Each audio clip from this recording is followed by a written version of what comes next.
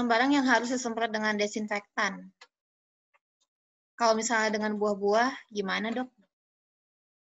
Oke, kalau untuk dengan buah-buahan, cukup dengan cairan pembersih untuk buah-buahan itu bisa dipakai. Ada kan untuk cairan pembersih buah-buahan, ada juga kan dengan mencuci pada air dingin. Yang jelas apabila barangnya itu bisa dikupas, kita kupas terlebih dahulu. Yang jelas juga habis dari belanja, kita harus cuci tangan dulu. Jadi pulang-pulang rumah nih, kita harus cuci tangan dulu, pakai air mengalir. Kalau pakai masker, maskernya dilepas. Kalau bisa mandi dan ganti baju, kemudian baru ngurusin belanjaannya tadi.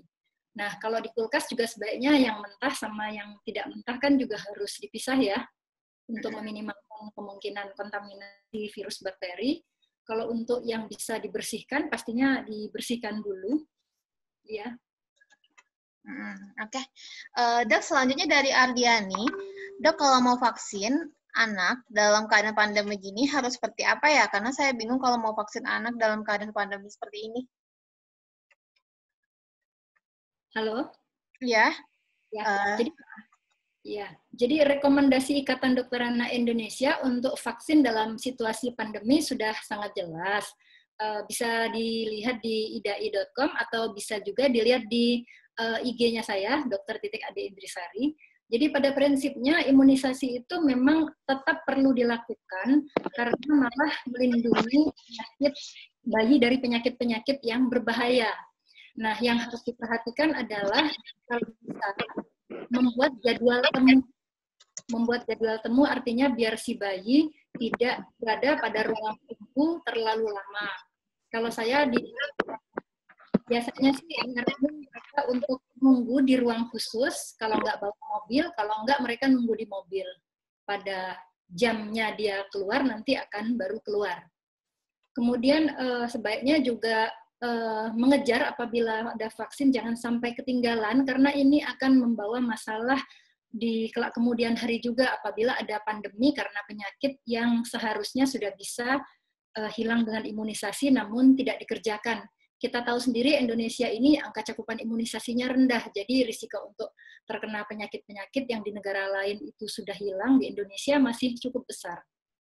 Nah, untuk di Jogja sendiri kan sejauh ini belum ya dikatakan transmisi lokal, jadi saran saya segeralah dikerjakan apabila memang anaknya sehat dan ada kesempatan. Tapi kalau seandainya di daerah tersebut transmisinya sudah positif, kalau menunda dikatakan maksimal 1 bulan dari jadwal seharusnya. Oke dok, makasih pemaparannya. Selanjutnya kita sambung ke pertanyaan dari Ibunda Haira. Dok, kebetulan anak saya sekarang sedang opname, usia 3 tahun 6 bulan, sudah 2 hari. Diagnosa awalnya DB, tapi ini kemarin perkembangan ada kemungkinan campak. Dan di info dokter di awal, anak saya sangat tinggi risiko paparan COVID. Karena ayah posisi kerja di Jakarta dan belum lama pulang, dan saya sendiri, ibunya sedang kerja di bank yang mana tiap hari harus bertemu dengan banyak orang. Tindakan DSA saya di awal adalah langsung menyuruh suami saya pulang dari rumah sakit dan tidak boleh bertemu dengan anak saya. Padahal dari tinggal suami saya pulang minggu ke 2 Maret sampai dengan kemarin itu sudah 2 minggu lebih. Yang bersangkutan juga karantina mandiri dari rumah sesudah dari Jakarta. Dan bisa dimungkinkan tes swab apabila keadaan memburuk. Pertanyaan saya adalah, 1. Apakah ciri COVID yang seperti DB atau campak adalah timbul merah-merah di seluruh badan sampai dengan hari ketiga, dan ini hari keempat merah-merahnya sudah memudar? 2. Suami saya sudah 2 minggu sejak pulang dari Jakarta. Mengapa masih tidak boleh bertemu dengan anak saya? 3. Kondisi panasnya hanya 1 hari saja, tanggal 30. Apakah itu tergolong PDP? Terima kasih, Dok. Oh iya, kondisi saya dan suami sangat sehat dan tidak ada gejala COVID sama sekali. Oke. Ya, terima kasih pertanyaannya. Jadi kalau sudah lebih dari 14 hari sih harusnya sudah bisa dikatakan aman ya. Lagi pula tadi ayahnya juga sejauh ini tidak menunjukkan gejala-gejala. Jadi rasanya untuk bertemu dengan anaknya sih sudah nggak ada risiko. Kemudian untuk demam yang hanya 1 hari tanpa gejala infeksi saluran napas, sejauh ini tidak mengarah kepada COVID-19 sih. Karena sejauh ini dari CDC maupun WHO menyatakan bahwa gejalanya itu adalah demam, riwayat demam, dengan gejala-gejala saluran napas seperti batuk, pilek, kesulitan bernapas. Ada beberapa kasus yang disertai dengan mual muntah, tapi ini jarang terjadi. Lebih dominan ke arah yang batuk, sesak napas, dan kadang-kadang pilek. Apabila ditemukan res alias ruam pada anak yang demam, kemungkinan besar sih virus lain ya penyebabnya, bukan COVID-19, karena sejauh ini belum ada yang dilaporkan res atau ruam pada anak yang terkena kasus COVID-19. Nah, kalau seandainya terkena ruam atau res di Indonesia yang masih sering terjadi adalah Exanthema subitum alias gabaken. Ini sangat sering terjadi, demam 1 atau 2 hari, demamnya turun, resnya muncul, kemudian 2 atau 3 hari kemudian resnya hilang sendiri. Ini penyakit virus yang ringan. Kemudian Indonesia juga masih banyak kasus campak dan rubella, nah ini harus dilihat lebih lanjut. Kalau campak dan rubella biasanya lebih berat. Namun kalau anak-anak yang sudah pernah diimunisasi campak rubella, kalau kena pun masih mungkin, tapi biasanya ringan dan jauh lebih cepat sembuh. Jadi karena saya nggak lihat res ruamnya seperti apa nih, saya sulit berkomentar. Tapi kalau memang ruamnya itu cepat hilang 2 atau 3 hari, kemungkinan paling besar itu adalah Exanthema subitum alias gabakan. Tapi cuma kemungkinan besar ya, ingat saya nggak periksa. Oke dok, terima kasih jawabannya sangat membantu. Selanjutnya dari Firza Bersari. Dok, dalam beberapa rilis disebutkan bahwa anak kecil lebih sedikit terdampak COVID-19. Apakah ada penelitian yang sudah membuktikan bahwa memang imunitas anak lebih baik untuk menahan penyakit ini ketimbang orang dewasa? Terima kasih, salam. Ya, ini pertanyaannya bagus. Pertanyaan yang masih diperdebatkan oleh banyak pihak karena belum ada jawaban yang paling baik untuk hal ini. Kemungkinannya adalah 1, selama ini yang terdiagnosis adalah orang-orang yang sering traveling around the world. Jadi biasanya adalah orang dewasa yang bepergian terkait dengan pekerjaan mereka atau kegiatan sehari-hari mereka. Jadi yang terdeteksi lebih banyak pada orang dewasa karena mereka yang lebih banyak dites, bukan pada anak-anak yang di rumah. Kemungkinan kedua, ada teori-teori yang menyatakan bahwa coronavirus ini adalah virus yang memiliki banyak sekali jenis. Nah, kalau sekarang ini kan ada COVID-19, dulu ada SARS, ada MERS. Tapi sebenarnya di dunia ini, jenis virus corona lain itu juga banyak sekali, dan anak-anak kecil memang sering mengalami coronavirus dalam bentuk yang ringan, yang non-COVID-19, non-SARS, non-MERS, di sekolah mereka terpapar, di daycare terpapar, main-main sama tetangga terpapar. Jadi ada teori yang menyatakan bahwa anak-anak lebih ringan apabila terkena COVID-19 karena mereka sudah terbiasa untuk terpapar dengan infeksi corona lainnya, sehingga ada imunitas silang antara virus corona, tapi ini masih diteliti. Kemudian juga dikatakan ada bahwa coronavirus yang COVID-19 ini suka sekali bersarang pada paru-paru bagian bawah sehingga mereka menimbulkan kekalan. Nah, kalau pada anak, reseptor untuk penerimaan virus pada saluran napas bagian bawahnya itu sedikit, sehingga mereka kalaupun terkena akan terpapar hanya pada saluran napas bagian atas aja, sehingga jarang untuk terkena yang berat.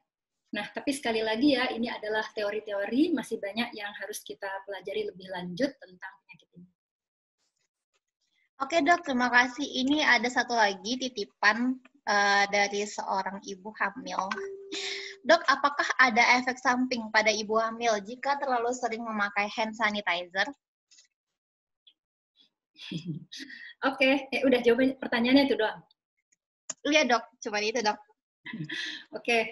Kalau untuk hand sanitizer, pastinya adalah pilihan kedua. Kalau seandainya air mengalir dan sabun tidak bisa kita temukan, adalah memakai hand sanitizer.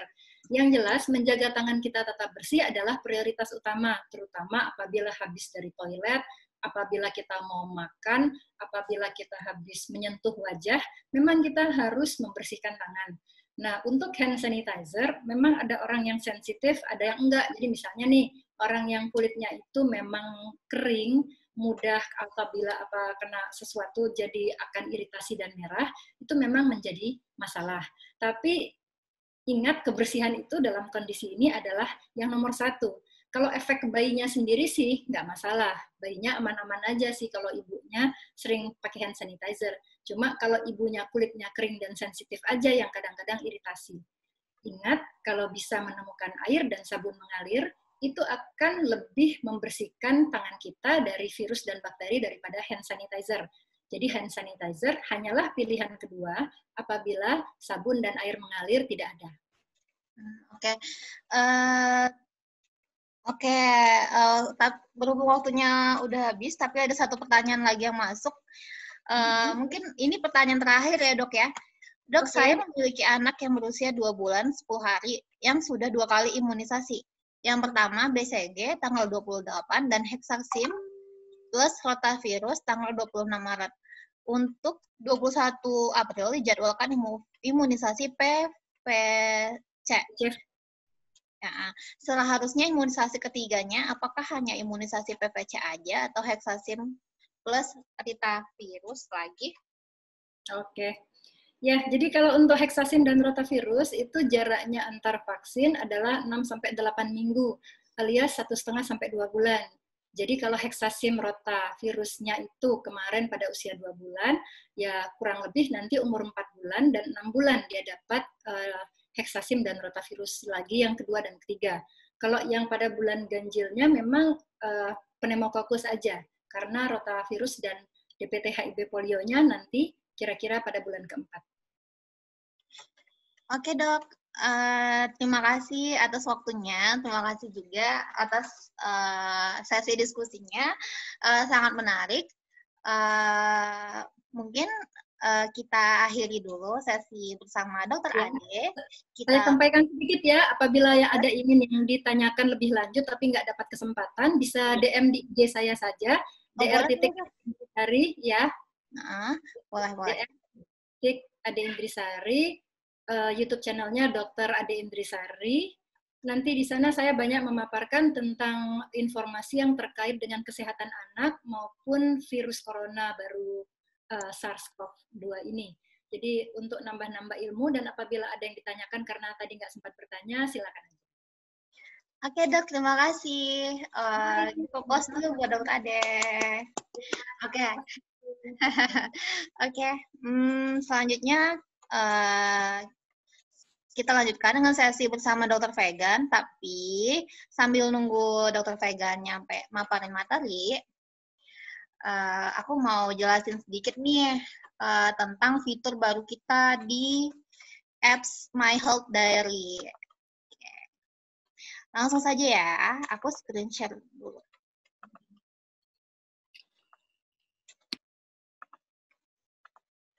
Oke.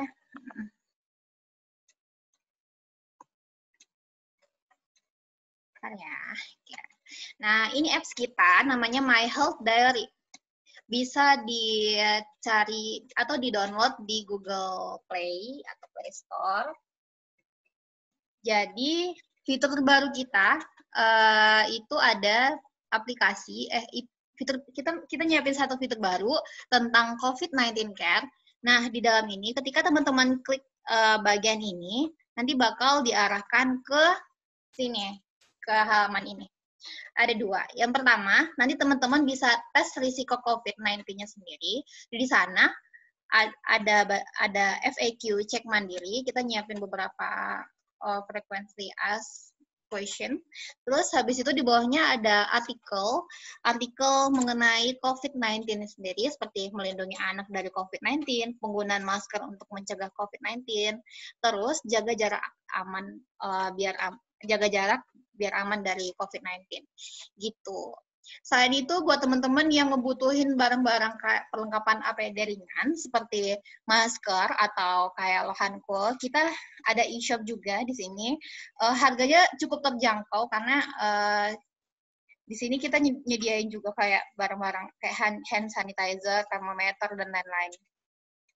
Oh iya, nanti setiap hari kita bakal update tentang perkembangan tentang COVID-19 juga di sini. Jadi teman-teman jangan lupa follow ya aplikasi kita.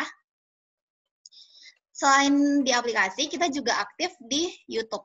Nah, di sini nama YouTube-nya Infomedica. Ya, Infomedica. Nah, di sini teman-teman bisa cari tahu atau menonton video tentang COVID-19, sumber mutasi dan dampaknya.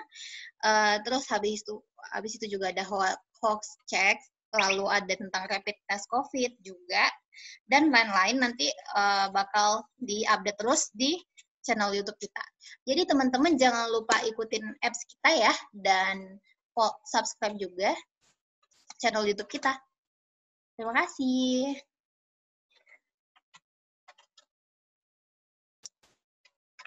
Oke, Dr. Vegan. Halo, Dr. Vegan. Oke, Dr. Vegan udah share materi ya? Ya. Oke. Ya, dokter boleh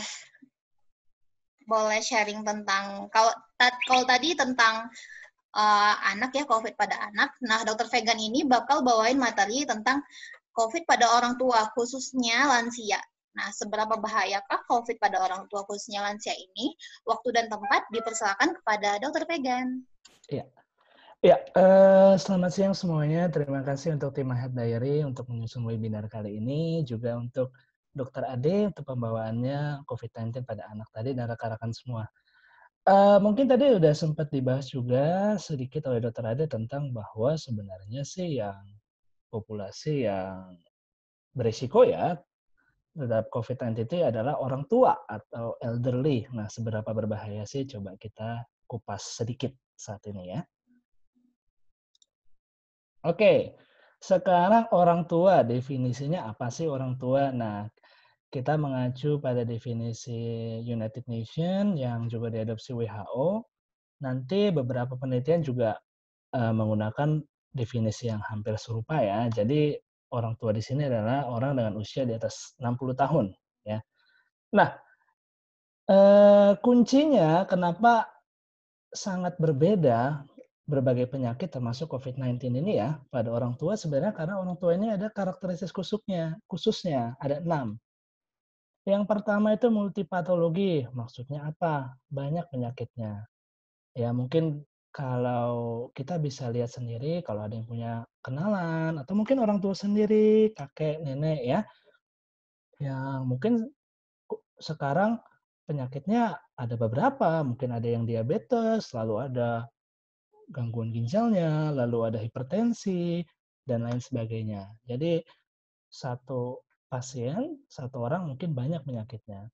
Yang kedua adalah daya cadangan faali menurun. Maksudnya kemampuan tubuhnya termulai dari jantung, ginjal, hingga sistem imunnya tidak sebaik yang dahulu. Yang ketiga adalah tampilan klinis tidak khas. Nah, ini sebenarnya adalah hal yang cukup kunci juga ya. Jadi, karena kondisi orang tua tadi yang cadangan faalinya sudah menurun, terkadang keluhannya itu tidak sesuai dengan apa yang kita lihat pada dewasa muda lainnya. Sebagai contoh, kalau nanti ada juga datanya, pada kasus COVID-19 ini sebagian besar keluhannya adalah demam dengan keluhan saluran nafas, mungkin batuk atau hingga sesak.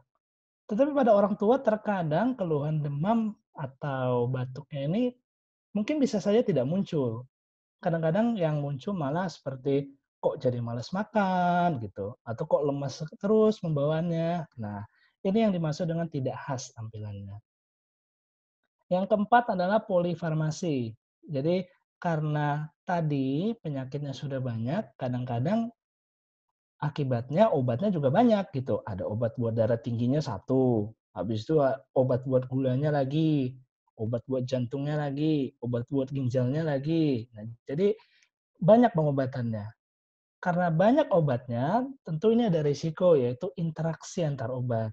Inilah mengapa kalau kita misalnya mendengar berita atau kabar misalnya ramuan ini atau obat ini bagus untuk menangkal COVID, ya sebaiknya sih didiskusikan dulu ya dengan dokter masing-masing karena tadi kita nggak tahu nih apakah dia ada interaksi nggak nih dengan obat-obat yang sudah dikonsumsi selama ini.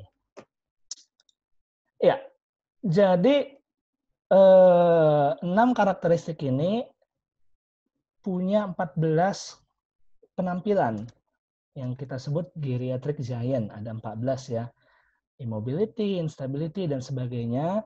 Jadi mungkin kita bisa evaluasi juga lihat ke kenalan atau saudara kita, pada umumnya orang tua punya satu atau mungkin beberapa dari 14 masalah ini. Misalnya ada yang dia sudah susah mengontrol untuk kencing dan untuk buang air besarnya sehingga harus pakai pampers. Misalnya ada juga yang mungkin sudah mulai demensia, mulai pikun. Nah, 14 ini ke-14 faktor ini nanti bisa menjadi faktor risiko juga bagi orang tua tersebut. Nah, sekarang bagaimana data COVID-19 di Indonesia sendiri? Ini data per kemarin, jadi sudah lewat ya dari angka 2.000 kasus yang positif, yang sembuh 150, meninggal 191. Jadi kalau kita lihat case fatality rate, maksudnya adalah angka kematiannya ya dari kasus COVID-19 yang terkonfirmasi ini di Indonesia sekitar 9%-an gitu. Sebenarnya sangat tinggi ya kalau kita bandingkan dengan di dunia pada umumnya 4-5%, kita hampir 2 kali lipatnya gitu. Nah, kalau kita lihat ke seluruh kasus, sebenarnya kebanyakan besar kasus itu sifatnya yang di piramida paling bawah nih. Mild cases. 80% itu mungkin keluhannya hanya seperti flu-flu biasa.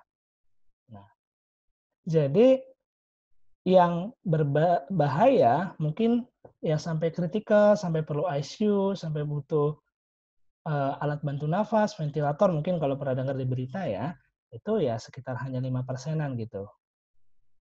Akan tetapi orang-orang dengan mild cases ini, yang 80% ini juga beresiko untuk menularkan ke orang yang lain. Makanya itulah pentingnya kita physical distancing, atau kalau sudah ada keluhan kita untuk isolasi mandiri, supaya tadi janganlah kita menjadi bagian 80% yang menularkan ke orang-orang yang berisiko. Ya. Nah, kalau kita lihat, ini ada beberapa faktor risiko yang berkaitan dengan seberapa berat sih atau sampai risiko meninggalnya orang kalau kena COVID-19 nih.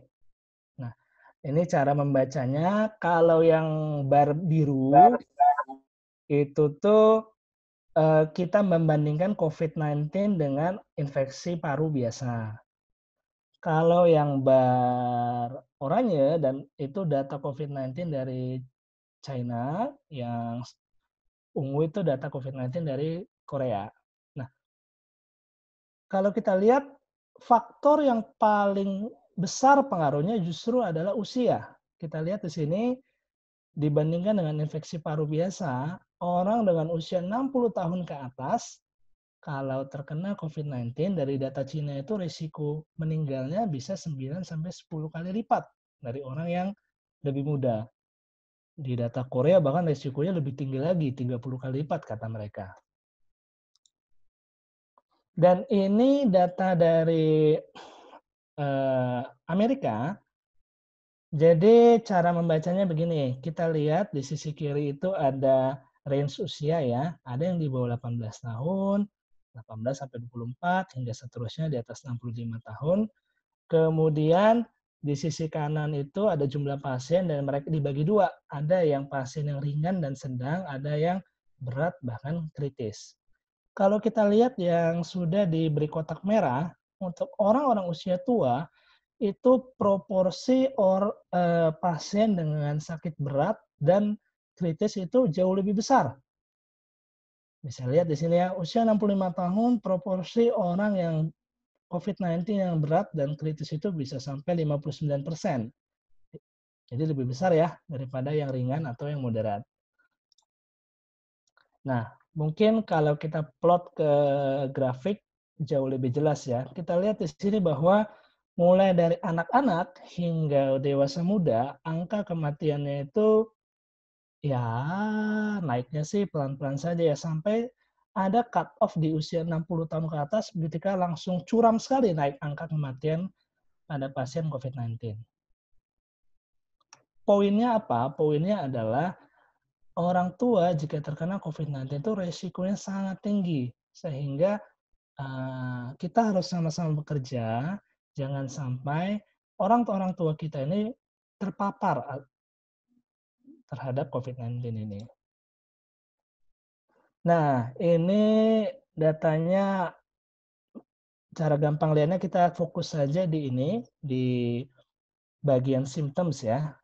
Jadi ada fever, demam, batuk terik, batuk berdahak, lemas, anoreksia itu malas makan, mialgia, nyeri-nyeri. Nah, kita lihat di sini bahwa memang sebagian besar keluhannya masih sama, fever, itu yang dikurungin itu persentasenya 92%. Tetapi orang tua yang dengan COVID-19 yang keluhannya cuma lemas-lemas saja, cuma malas makan saja, itu juga agak banyak nih, lihat nih. Yang fatigue itu sekitar 39,9%. Yang malas makan, anoreksia 27,8%. Jadi nggak sedikit orang tua yang keluhannya mungkin nggak ada demam, nggak ada batuk, belum sesak, tapi sudah ada nih gejala. Biasanya makan mau, jadi nggak mau. Biasanya masih bisa mobilisasi, jalan sendiri, ke WC, segala macam, tiduran aja maunya sekarang. Nah, jadi itu bisa jadi bantuan kita untuk alarm bagi kita nih. Ini kenapa nih? Gitu. Nah, bagaimana menyikapinya? Intinya adalah orang tua itu lebih rentan untuk mengalami penyakit berat. Jadi sekali dia terinfeksi COVID-19, lebih berat, bahkan hingga sampai kematian. Dan memang sampai saat ini belum ada pengobatan definitif. Pengobatan definitif itu maksudnya kalau dikasih obat ini pasti sembuh, itu belum ada, masih dalam penelitian.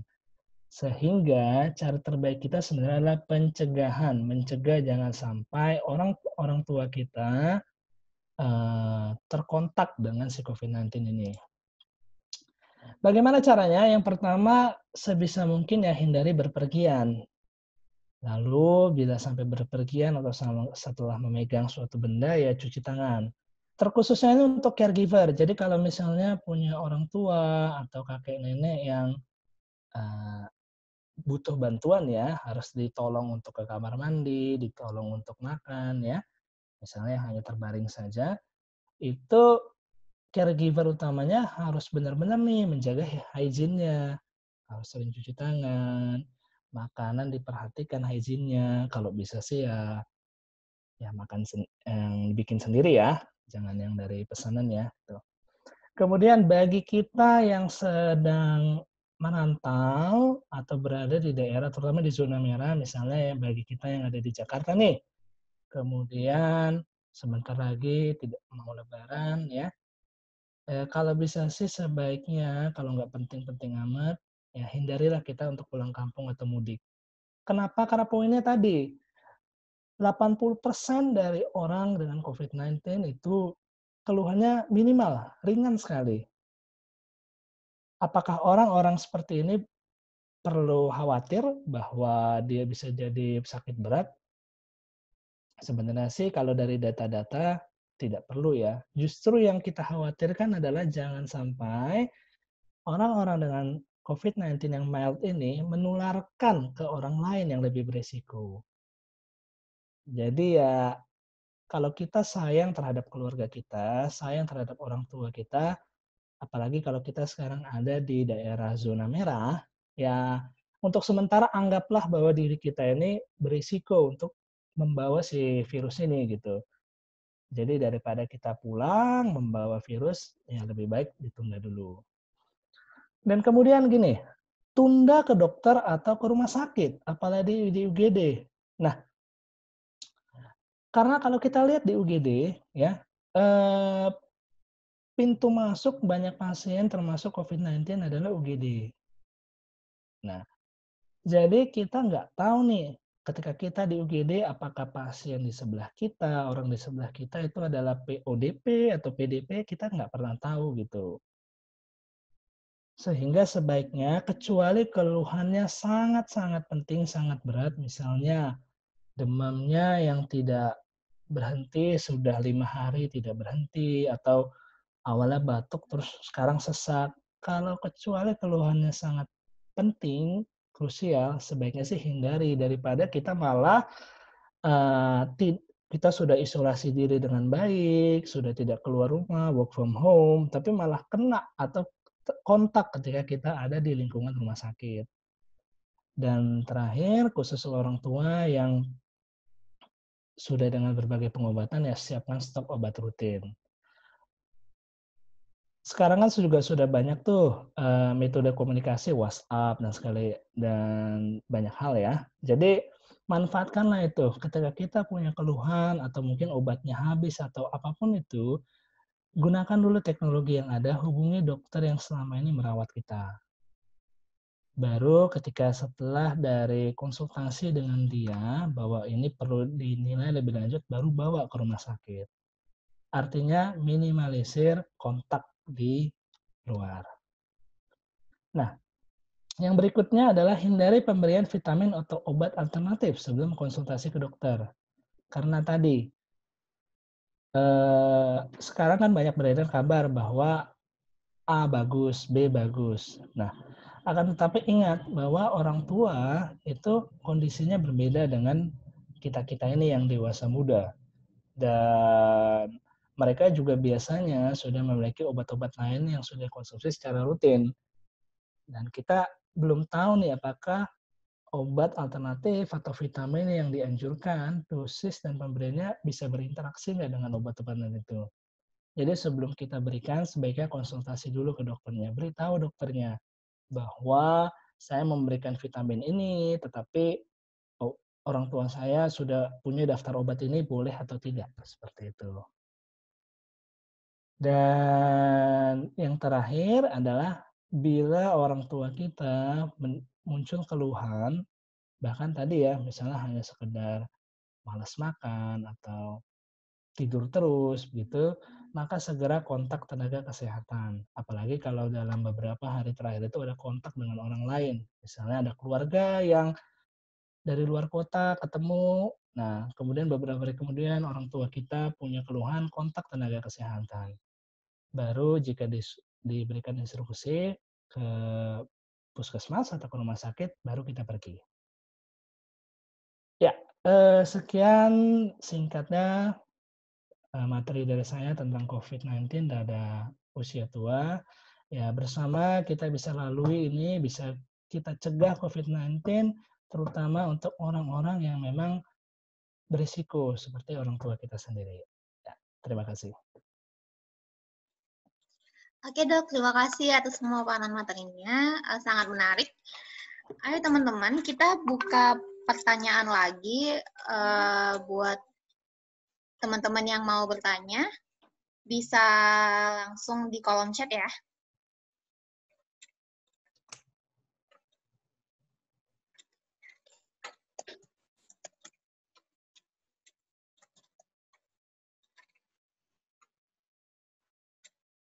Oke, ada satu pertanyaan dari Pak Herman.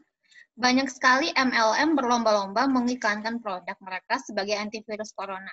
Misal, propolis dan sebagainya. Khususnya untuk lansia. Bagaimana menurut dokter? Ya, memang sekarang ini banyak ya.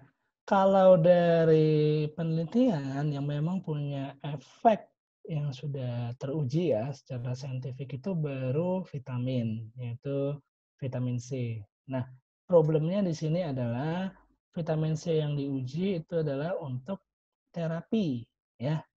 Jadi orangnya sudah terlanjur kena COVID-19, kemudian bagaimana kita obatinnya, di situ ada peran vitamin C.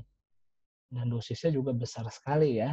Nah, tetapi untuk dosis preventif pencegahan sebenarnya belum jelas nih berapa kali pemberiannya atau berapa banyak berapa miligram dosisnya. Nah, kalau untuk yang lain seperti misalnya ya propolis dan yang lain lah ya. Sebenarnya belum ada buktinya, akan tetapi jika mereka berperan dalam peningkatan imun, sebenarnya bisa secara mekanistik sih sebenarnya bisa-bisa saja ya. Jadi tidak salah sebenarnya kalau mau dikonsumsi. Akan tetapi tadi poinnya adalah agak susahnya dengan pengobatan alternatif ini adalah kita belum tahu berapa banyak dosisnya, berapa kali diberikan, dan apa atau ada nggak sih efek samping, apalagi terhadap orang tua ya, yang tadi yang polifarmasi, obat-obatannya banyak. Jadi kalau mau diberikan, tetap saran saya adalah konsultasikan dulu kepada dokter yang biasa merawat orang tua kita, supaya jangan sampai apa yang kita berikan ini punya interaksi dengan obat-obatan yang rutin sudah diberikan. Ya.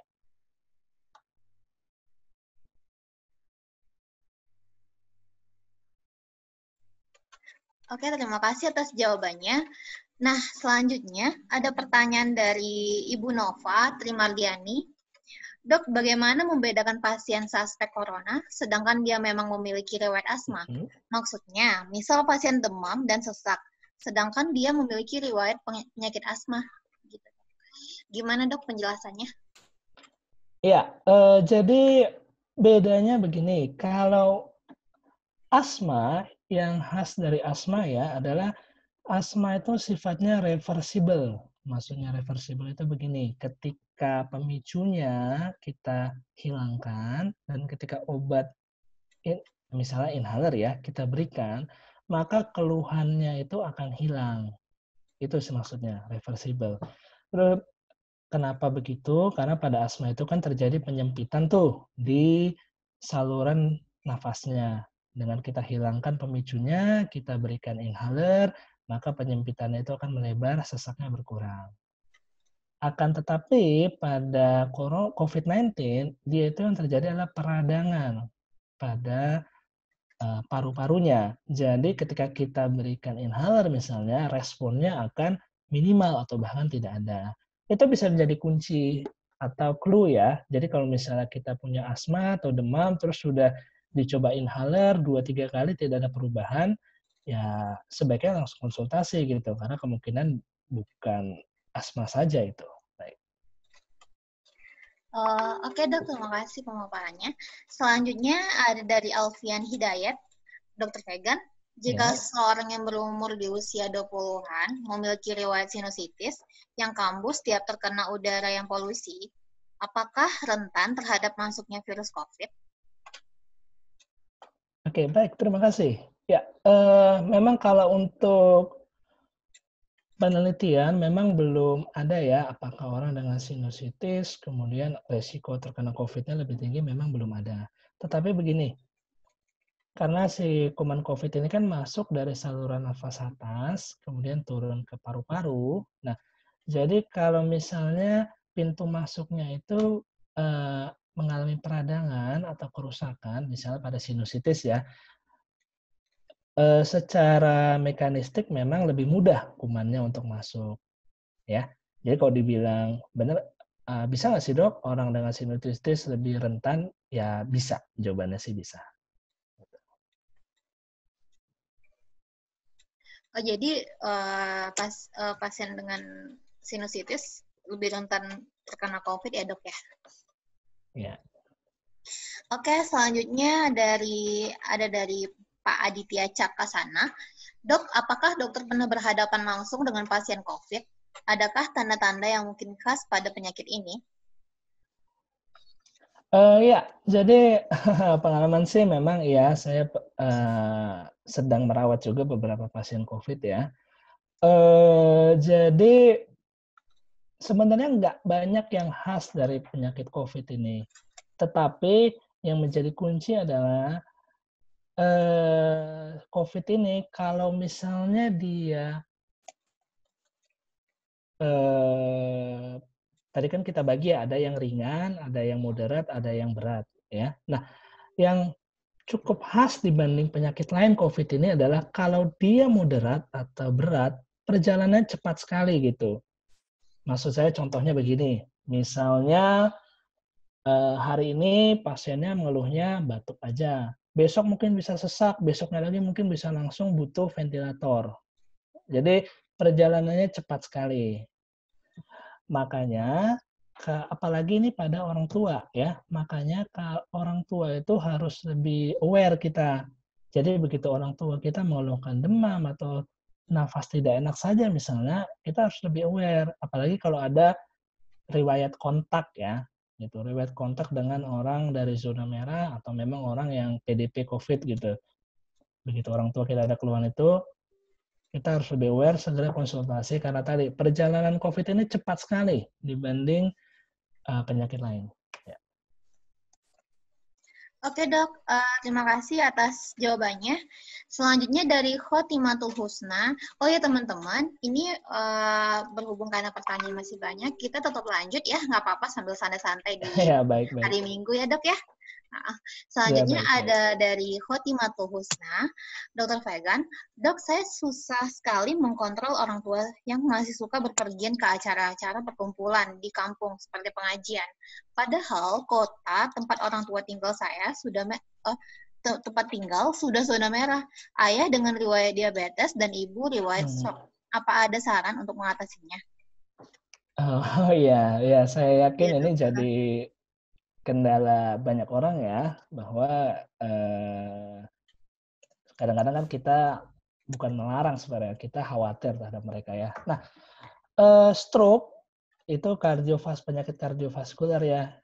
Itu kalau dari penelitian tadi yang juga sudah saya tunjukkan ya di grafiknya itu memang meningkatkan resiko COVID-19, begitu juga dengan diabetes. Nah, saran apa untuk mengatasinya ini agak berat sebenarnya, tetapi pengalaman saya adalah biasanya kita harus tunjukkan kepada mereka apa risikonya gitu. Sebagai contoh saya beberapa pasien saya itu ada 2 yang masuk karena COVID-19 karena apa? Karena mereka ikut dalam pesta gitu. Jadi biasanya kalau kasus COVID-19 itu dia itu timbulnya dalam sebuah klaster gitu ya. Maksudnya klaster apa?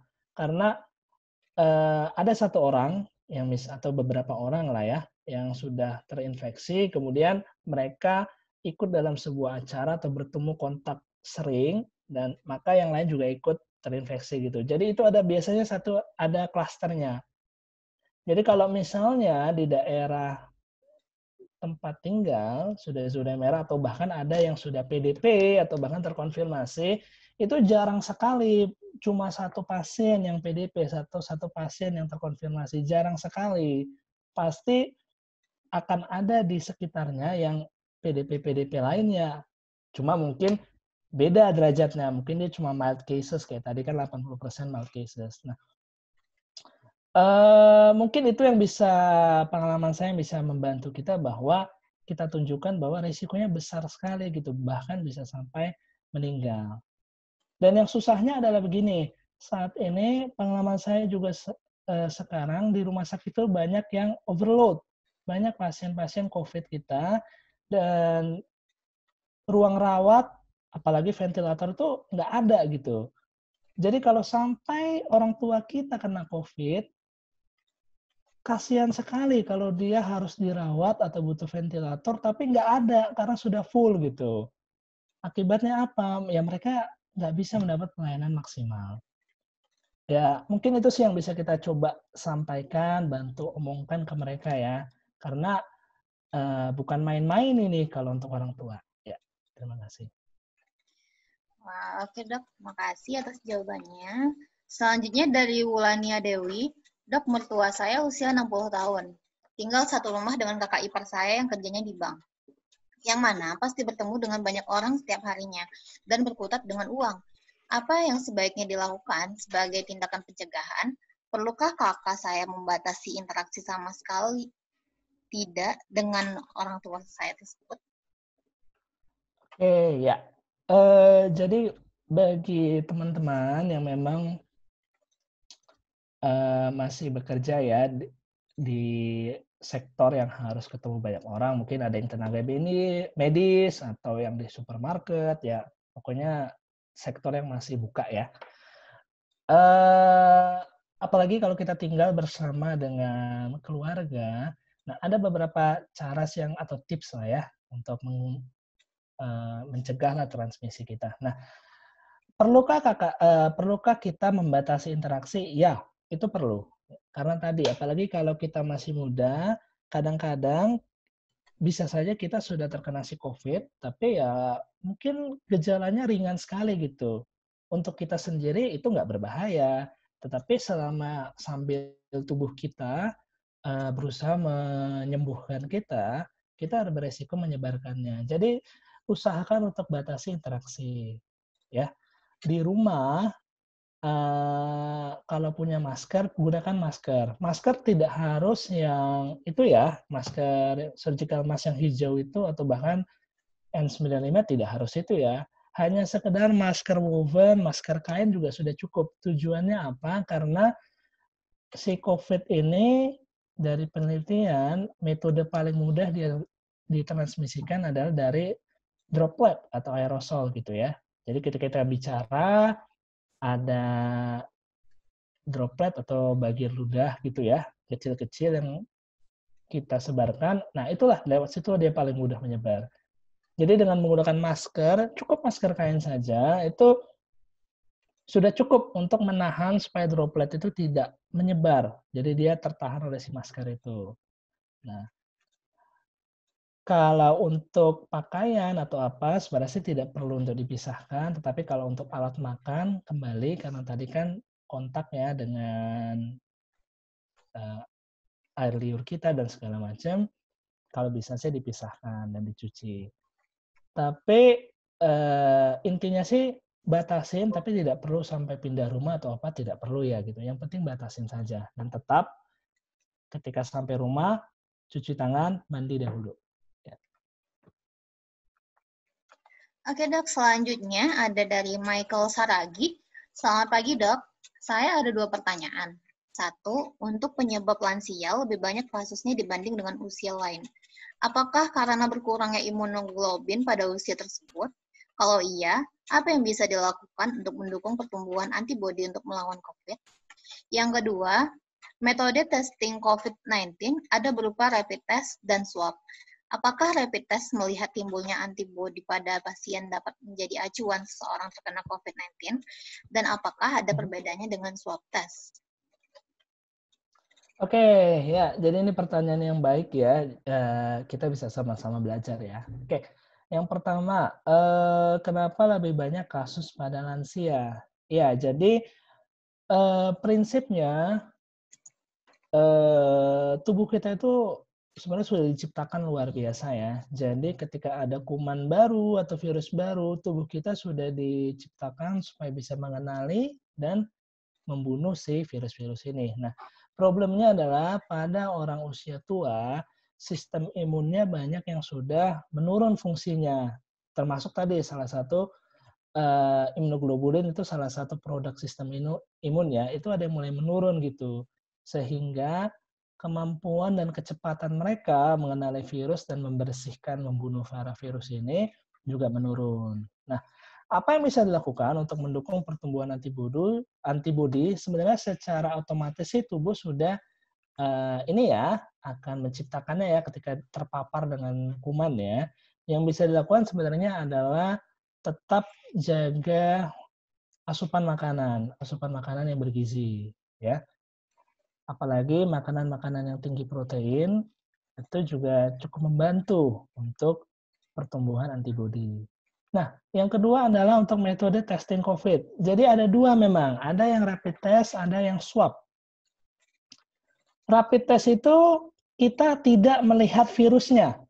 Yang kita lihat adalah apakah di tubuh pasien ini ada antibodi. Ada antibodi yang mengenali virus ini. Artinya apa? Kalau seseorang positif rapid test-nya, artinya sudah ada antibodi. Berarti pasti dia pernah kontak, pasti dia pernah terpapar. Apakah sekarang di dalam tubuhnya ada virus? Kita tidak tahu. Sama sebaliknya, orang dengan rapid test negatif, belum tentu dia tidak pernah kontak, belum tentu di tubuhnya tidak ada virus. Yang informasi yang kita dapatkan cuma bahwa di badannya tidak ada antibodi. Jadi bisa saja orangnya, bisa nggak dok misalnya rapid testnya negatif tapi orangnya COVID? Bisa, itu bisa terjadi. Gitu. Nah, acuan kita untuk pastinya terhadap diagnosis COVID itu dengan swab. Ya. Jadi bedanya kalau swab ini yang kita periksa adalah materi genetik, jadi sisa-sisa bagian si virus. Jadi kalau swabnya positif, berarti memang ada si virus ini di tubuh pasiennya. Jadi kadang-kadang bisa kalau rapid testnya negatif, swabnya positif, itu bisa terjadi. Ya, jadi kalau kita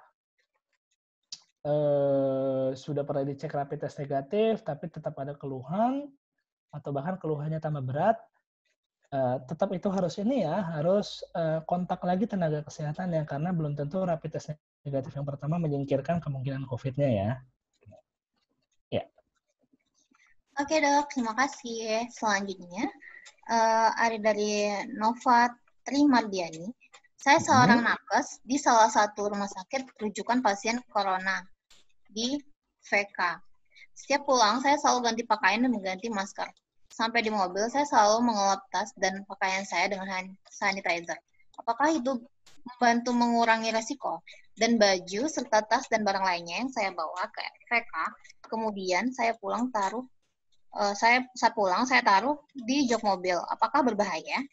Walaupun saat sampai rumah saya selalu langsung mandi sebelum masuk rumah, karena saya juga memiliki bayi berusia 2 bulan 10 hari. Apakah itu sudah cukup, dok? Ya, baik. Sebenarnya sudah cukup cukup komplit ya pencegahannya. Prinsipnya sih begini, kalau dari CDC,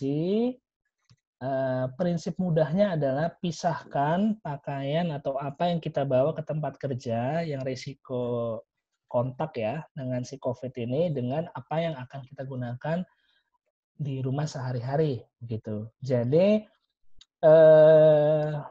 kalau saya sendiri, kalau saya ke rumah sakit sih, saya selalu bawa dua atau bahkan 3 set pakaian.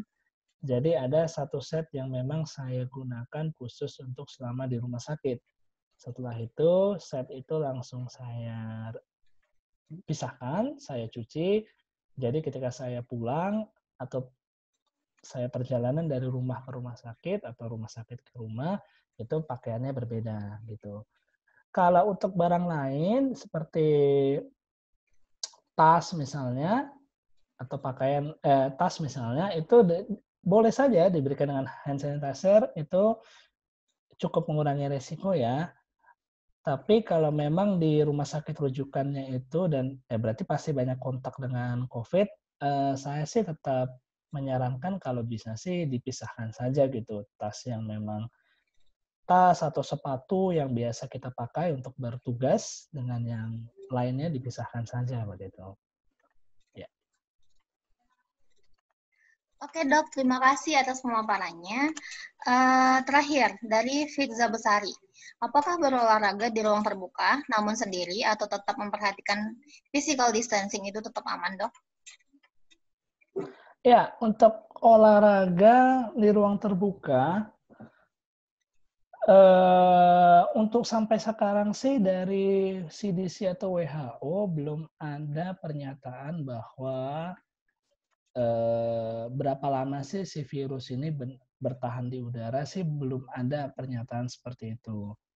Jadi kalau mau berolahraga di ruang terbuka sih tidak masalah, boleh-boleh saja. Akan tetapi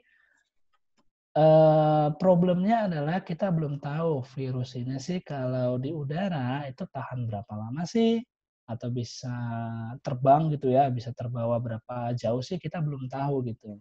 Jadi kalau nanti di daerah kita itu banyak orang lain yang ikut berolahraga, misalnya senam bareng atau apa bareng, sebaiknya sih jangan dulu ya gitu. Karena tadi kembali kalau hanya mengandalkan keluhan saja, misalnya demam atau batuk, tadi 80% orang dengan COVID-19 itu ringan sekali keluhannya. Jadi kita nggak bisa selalu yakin bahwa rekan kita atau orang di sebelah kita itu memang bebas, kita juga nggak bisa yakin seperti itu ya, kalau hanya dari keluhan saja. Tetapi kalau sendiri sih tidak masalah. Oke, Dok, terima kasih atas pemaparannya. Ya, satu lagi dari Ibu Ya, Irma. boleh. Ya, Dok, orang tua mengalami gejala-gejala seperti lemas dan perut kembung, demam sehari, apakah sebaiknya diobati di rumah dulu? Kapan harus ke dokter? Ya, baik. Kalau baru sehari dengan gejala tadi, memang lemas dan demam itu bisa jadi gejala COVID ya. Tetapi kalau baru sehari, sebaiknya sih di rumah dahulu saja. Kalau memang sudah punya obat rutin, ya gunakan dulu obat rutinnya. Boleh kontak juga dengan dokter atau tenaga kesehatan yang biasa merawat. Nah, kapan harus ke dokter? Mulai pergi ke dokter, ya temui tenaga medis jika ada progresi dari keluhannya. Jadi misalnya demamnya bertambah tinggi atau tidak turun-turun, atau tadinya batuk jadi rasanya dada tidak enak atau bahkan sesak gitu. Kalau ada progresi dari keluhannya, baru pergi ke dokter. Tapi kalau tidak atau stabil saja, begitu-begitu saja, sebaiknya sih jangan dulu. Karena kita juga menghindari jangan sampai ada kontak di institusi kesehatan. Apalagi sekarang institusi kesehatan kita ini sedang banyak sekali, overload sekali dengan pasien-pasien yang curiga COVID ini. Ya. Oke, Dokter Vegan, terima kasih. Dengan berakhirnya pertanyaan dari Bu Irma, menutup sesi dari Dokter Vegan sendiri. Nah, Dok, seperti yang kita bicarakan di awal, nanti bakal ada satu pertanyaan menarik yang bakal kita beri hadiah satu masker woven. Dan menurut dokter, siapa nih Dok kira-kira yang pertanyaannya menarik menurut dokter nih? Ya, mungkin yang menarik buat ini ya, buat Ibu Nova ya. Ibu Nova. Iya. Yang mana, Dok? Ibu Nova yang tentang ini nih, karena tapi ada juga yang menarik lagi sih. Boleh dua nggak? Satu, Dok. Oh, satu. Ya. Ya, Ibu Nova ini Novatri ya, karena pertanyaan itu aplikatif sekali ya. Jadi sehari-hari bisa langsung kita praktikkan nih. Bagaimana kalau misalnya kita tetap harus bekerja, tapi kita punya keluarga di rumah, apa yang harus kita lakukan gitu. Oke, ya. Terima kasih, Dok. Atas pemaparan materinya. Selanjutnya, buat teman-teman, kita bakal ada sesi webinar lagi nanti pada hari Rabu, tanggal 8 April. Nah, saya coba share screen dulu ya. Oke.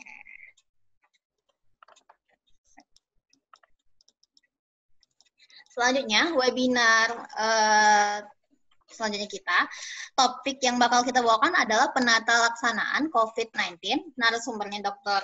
Paulus, pada hari Rabu, tanggal 8 April 2020, jam 12 sampai jam 1 waktu Indonesia Barat.